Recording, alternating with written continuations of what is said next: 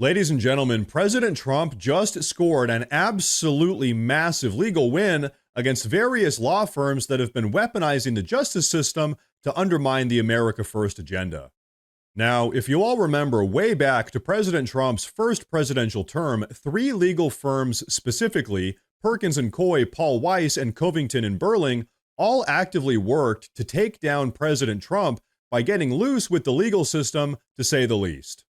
You see, these are the legal firms that were directly involved with pushing the fake Russian collusion dossier, executing several completely unwarranted probes into President Trump's personal business dealings, and, allegedly, abusing their security clearances for highly partisan anti-Trump purposes.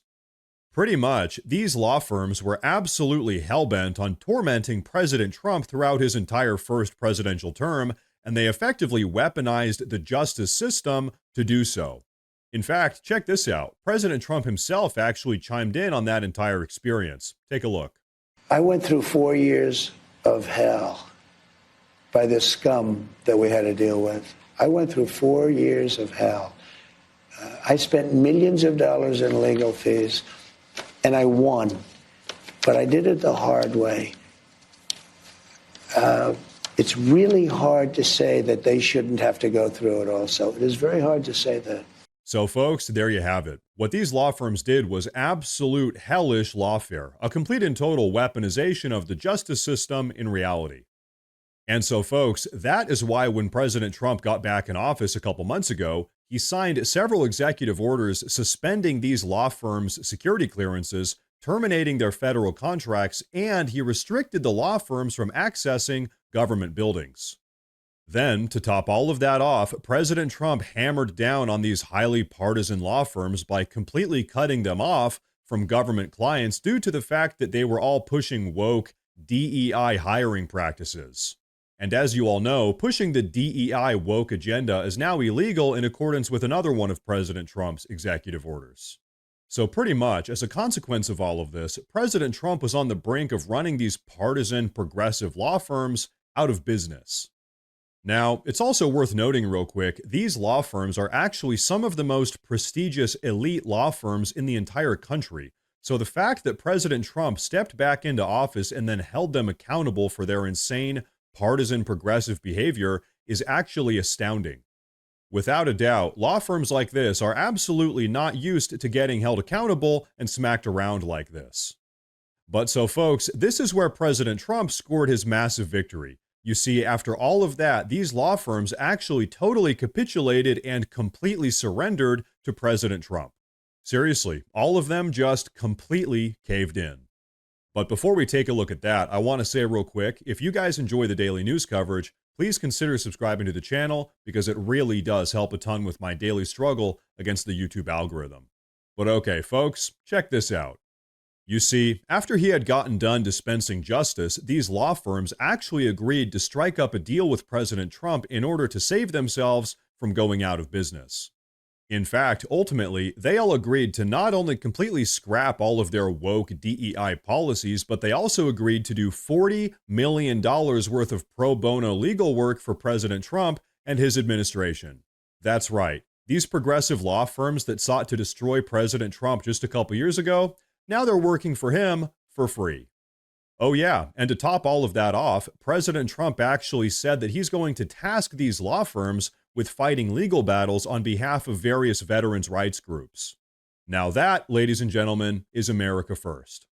But now check this out. Yesterday afternoon, President Trump actually weighed in on all of this himself. Take a look. The big corporate clients of the big law firms that you've targeted with your executive orders, do you want those big corporate clients to find new lawyers?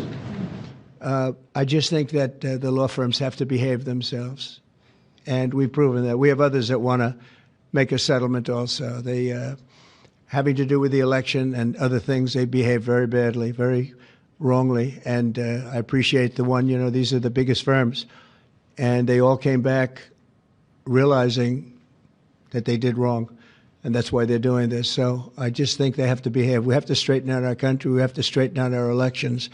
Our elections are very dishonest, very corrupt, and we have to straighten it out. And it's so easy to do it, and we should go to paper ballots. So folks, there you have it. The reality is, even this country's most prestigious and elite law firms still have to follow the law. But okay, now what's the takeaway from all of this? This entire situation absolutely highlights how the woke DEI agenda has finally been tossed into the dumpster where it belongs. Crony, corrupt, partisan, progressive legal firms are finally getting held accountable, but perhaps most importantly, this entire situation sends a very clear message across the entire country. Now that President Trump is back in office, if you break the law, you will be held accountable. And between you and me, after the last presidential administration that was in office, it's nice to know that now, finally, we're back to being a country that respects and upholds law and order. As you all know, these radical progressives that have been weaponizing the justice system have been acting with complete and total impunity for years. So now they're finally being put back in their place. The message has officially been sent out that these radical progressives don't get to weaponize the justice system in an attempt to destroy their political rivals anymore. And you know what? Let's be honest for a moment. If President Trump hadn't taken office again, these people would have never gotten held accountable. Seriously, if Kamala Harris had won this recent presidential election, these partisan law firms would have continued on doing what they were doing, systematically destroying conservatism across the country. And let's be very clear, that was very obviously their plan, to weaponize the justice system to squash Republican opposition while simultaneously flooding the country with millions of illegal immigrant voters. So, quite literally, and this cannot be overstated enough, by putting President Trump back in office, we have quite literally saved this country, and this situation with these legal firms is just one example of that. But now that President Trump is back in office, their plans have pretty much completely imploded. The Democrats' capacity to weaponize the DOJ has been shut down, the border has been sealed, the woke DEI progressive agenda has been outlawed, and now Trump has their own highly prestigious law firms working for him for free.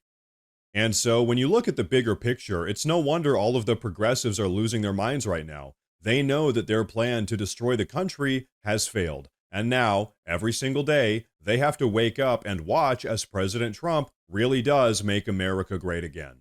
And you know what? Between you and me, I think that's a good thing.